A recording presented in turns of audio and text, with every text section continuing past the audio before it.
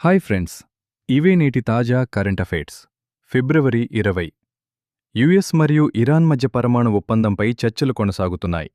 America గట్టి రణశీలతను ప్రదర్శిస్తున్నా Iran యొక్క ప్రతిస్పందన ఇంకా అనిశ్చితంగా ఉంది. ఇది మధ్యప్రాచ్యంలో భద్రతా పరిస్థితులపై ప్రభావం చూపవచ్చు. ఆర్థికం. అంతర్జాతీయ నాణా ఫండ్ ఐఎంఎఫ్ వచ్చే వారం యుఎస్ ఆర్థిక విధానాలపై ఒక కీలక నివేదికను విడుదల చేయనుంది. ఇది డాలర్, రుణాలు మరియు వ్యాపార శక్తిపై గణనీయమైన ప్రభావం చూపించే అవకాశం ఉంది. టెక్నాలజీ.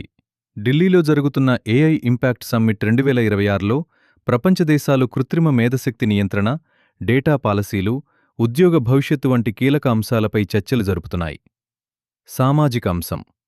డబ్ల్యూహెచ్ఓ కొత్త పోలియో టీకాను ఆమోదించినప్పటికీ కొన్ని దేశాలలో ఆరోగ్య మైలురాలపై ఒత్తిడి కొనసాగుతోంది. ఇది ప్రజా ఆరోగ్యానికి సవాలు కలిగించే పరిస్థితిని సృష్టిస్తోంది. వినోదం.